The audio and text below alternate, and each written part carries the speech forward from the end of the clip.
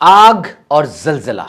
उस वक्त गुल प्लाजा में मौजूद इंसानों की कैफियत को जरा चश्मे तसव्वुर से सोचिए। भड़कते शोले और बचाव का कोई तरीका नजर नहीं आ रहा होगा और उस वक्त में जमीन हिली और बिल्डिंग गिरना शुरू हुई। यहाँ मेरी मुराद रेगुलर जलजला नहीं बल्कि वहाँ जो हालत बनी, और इस वक्त भी 40% वो बिल्डिंग गिर चुकी है और बाकी की हालत बहुत ज़्यादा नागुफ्ता बे है। अभी तक की रिपोर्ट के मुताबिक 27 कंफर्म्ड डेथ्स हो चुकी हैं और वहां पर जो पुलिस सर्जन हैं उनका कहना है कि लाशें अनआइडेंटिफाइबल हैं, यानी उनकी शनाख्त मुमकिन नजर नहीं आ रही। फ्रेगमेंटेड पार्ट्स हैं, जिस्म के टुकड़े हैं, ये राख है और फोरेंसिक एक्सपर्ट्स आइडेंटिटी को क्रॉस मैच करके वो जानना चाह रहे हैं कि ये लाश किसकी है। तो 72,000 स्क्वायर फीट और ग्राउंड +3 की ये इमारत गुल प्लाजा कराची वालों के लिए कोई अजनबी चीज नहीं बल्कि एक जाना पहचाना नाम है। लोग यहां पर आते जाते हैं कारोबारी सरगर्मियों के लिए और दीगर कामकाज के लिए, लेकिन अब वो एक बड़ा सा खंडर है जिसके इर्द गिर्द परेशान चेहरे और रोती आंखों के साथ लोग खड़े हैं और अपने प्यारों की राह तक रहे हैं। एक ही खानदान के 6 अफराद शादी की शॉपिंग करने गुल प्लाजा के अंदर गए और ये सानेहा हो गया और अब वो गुमशुदा अफराद की लिस्ट में शामिल हैं। 81 अफराद अभी तक ऐसे कहे जा रहे हैं जो गुमशुदा हैं और एक दुकानदार का मैसेज आया कि this is my last message, please forgive me, ये मेरा आखिरी मैसेज है, मुझे माफ़ कर देना। और उसके बाद उसका मोबाइल फ़ोन ऑफ हो गया। इसी तरह के आखिरी मैसेज लिए गुल प्लाजा के गिर्द बहुत से अफराद खड़े हैं और अपने प्यारों की राह तक रहे हैं। गुल प्लाजा एक नेशनल ट्रेजेडी बन चुका है इस वक्त दुनिया के ऊपर, इंटरनेशनल फोकस इसके ऊपर है। और ये स्पॉटलाइट क्यों बनी? क्योंकि वहां पर एक ऐसा इन्फर्नो, ऐसी आग लगी जिससे पूरी दुनिया के लोग गमगीन नजर आते हैं। 1200 दुकानें तबाह हुई जिनसे 8,000 लोग वो बेरोजगार हो गए।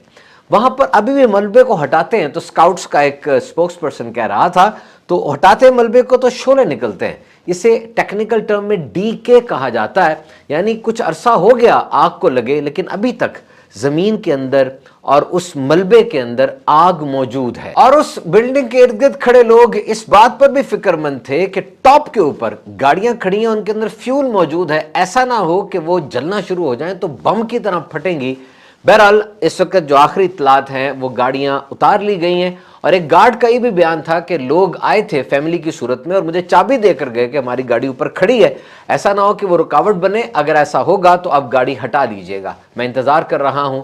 वो लोग दोबारा नहीं आए और ऐसी हालत में फिर अफवाहें भी गर्दिश करती हैं। एक लम्हे के लिए जरा सोचें, उन्हें उम्मीद है कि अभी भी हमारे प्यारे, हमारे अजीज, हमारे रिश्तेदार, हमारे मुलाजिम, हमारा सेठ, हमारे दोस्त कहीं ना कहीं मलबे के अंदर शायद जिंदा हों। ऐसी हालत में अफवाहें भी निकल पड़ती हैं और र्यूमर्स गर्दिश करती हैं। उम्मीद की किरण जलती है लेकिन फिर बुझ जाती है। जैसे किसी ने देखा कि शायद प्लाजा के अंदर एक टूटी हुई खिड़की के पीछे कोई मोबाइल ऑन कर रहा है और बंद कर रहा है। फायर फाइटर्स वहां पर पहुंचे लेकिन वहां कुछ नहीं था, एक सराब था।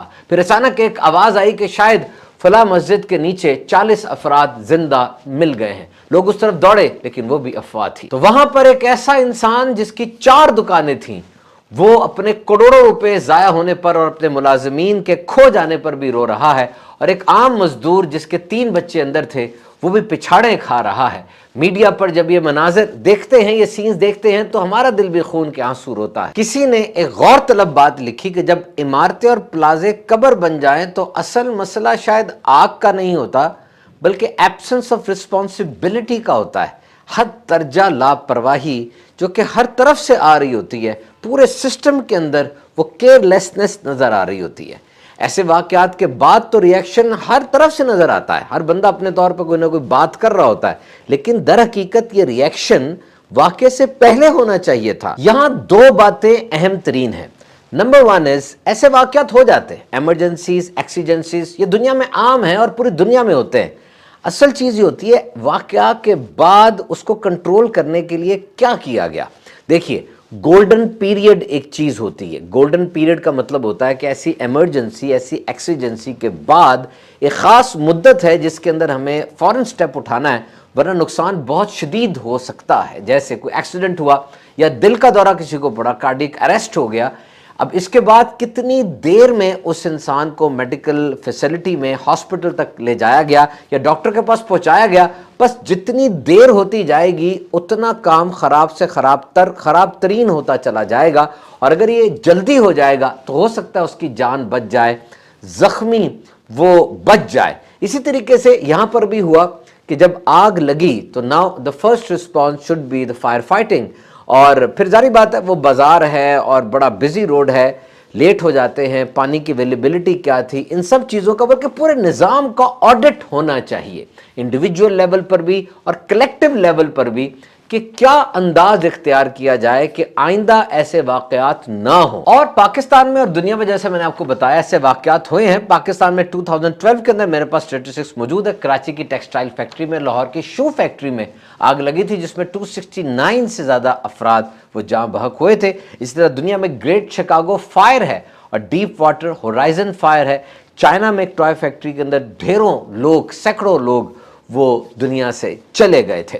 اور اب ہمیں یہ دیکھنا ہے کہ actually what is the real cause۔ دیکھیے آگ تو بہت ضروری ہے، اور جب سے دنیا میں آکسیجن ہے آگ بھی ہے، اور انسان کو آگ کا پتہ تو تھا کیونکہ وائلڈ فائرز یعنی جنگلات میں آگ لگا کرتی تھی اور جو آسمانی بجلی گرنے سے آگ لگ جاتی ہے، لیکن when humans have controlled that fire، جب انسانوں نے اس فائر کو، اس آگ کو کنٹرول کرنا سیکھا، یعنی آگ سے گرمی حاصل کرنا، آگ سے کھانا پکانا، اور بالخصوص آگ سے گوشت کو مستقبل کے لیے بچا کے رکھنا، آگ سے اپنے آپ کو بچانا مطلب ہتھیار بنا کے آگ کو ایز اے ویپن یوز کرنا، اور پریڈیٹرز سے، جانوروں سے اپنے آپ کو بچانا، اور خاص طور پہ سگنلنگ کے لیے آگ استعمال کی جاتی تھی۔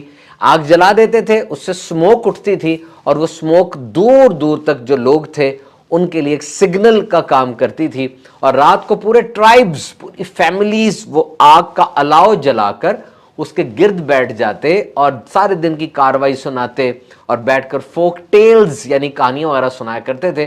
This was actually they have tamed the fire, انہوں نے آگ پر قابو پایا، آگ کو انسانی فائدے کے لیے استعمال کرنا شروع کیا، اور اب ہر گھر میں آ گئے، ہر آفس میں آ گئے، دیکھیں ہر جگہ پر موجود ہے، ہیٹرز ہیں، چولہے ہیں، سلنڈرز ہیں، سوئی گیس آ رہی ہے، all these things are there, لیکن اس کو پراپرلی کنٹرول کیا جاتا ہے، اور پھر حادثے کا ڈر رہتا ہے تو اس کے لیے پروٹوکولز بنائے جاتے ہیں، risk assessment, risk management, fire control, inferno control, اس طرح کے نام میں باقاعدہ ٹریننگز ہوتی ہیں، اور فائر ایکسٹنگوشرز ہوتے ہیں، اور پھر فائر بریگیڈز ہوتی ہیں، ریسکیو کے دفاتر ہوتے ہیں، یہاں پر بڑے ماہر اور بہت ہی زیادہ قابل، بہت نڈر، بے باک قسم کے جو ہے وہ فائر فائٹرز ہوتے ہیں۔ اور جب گھر بنتا ہے چھوٹا سا یا بہت بڑی بلڈنگ بنتی ہے، اس کے اندر باقاعدہ رومز رکھے جاتے ہیں، فائر ایگزٹس کی جاتی ہیں کہ ایسا کچھ معاملہ ہو جائے، سموک بھی تھوڑی سی نکلے تو فائر الارمز ہوتے ہیں جو سموک کو ڈیٹیکٹ کر کے فوراً اس کو رسپونڈ کرتے ہیں۔ تو جیسے گل پلازا میں کہا جا رہا ہے کہ یہ آگ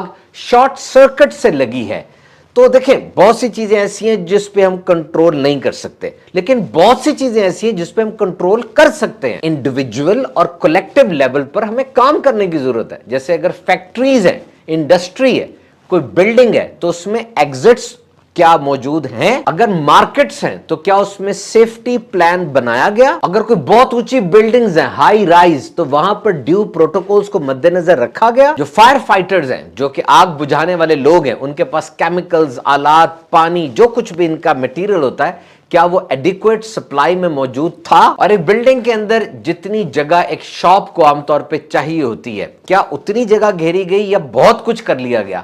کہنے کا مطلب یہ ہے کہ کسی ایک خاص باڈی کو الزام دینے کے بجائے سب اپنے گریبان میں جا کے اپنا آڈٹ کریں، اور اگر ان باتوں کا خیال نہیں رکھا جا رہا تو ایک اور آگ کے منتظر رہیں، کیونکہ قانون شکنی اور یہ لاپرواہی یہ تباہی کو جنم دیتی ہے۔ بہرحال جب ایسے واقعات ہو جاتے ہیں، ہمارے ارد گرد انسانوں کے ساتھ سفرنگز ہیں اور ایسی باتیں ہو جاتی ہیں، تو ہمارا یہ فرض بنتا ہے کہ ہم آگے بڑھ کر ان کی مدد کریں، جس انداز سے ہو سکے۔ جو بے گھر ہو گئے ان کے گھروں کا بندوبست کیا جائے، جن کے پاس جاب چلی گئی، جیسے میں نے آپ کو بتایا کہ 8,000 کے قریب افراد وہ جاب لیس ہو گئے، ان کے اچھے روزگار کا بندوبست کیا جائے، جن کے سامان جل گئے، جانیں تلف ہو گئیں۔ ظاہری بات ہے کوئی چیز کمپنسیٹ تو نہیں کر سکتی، لیکن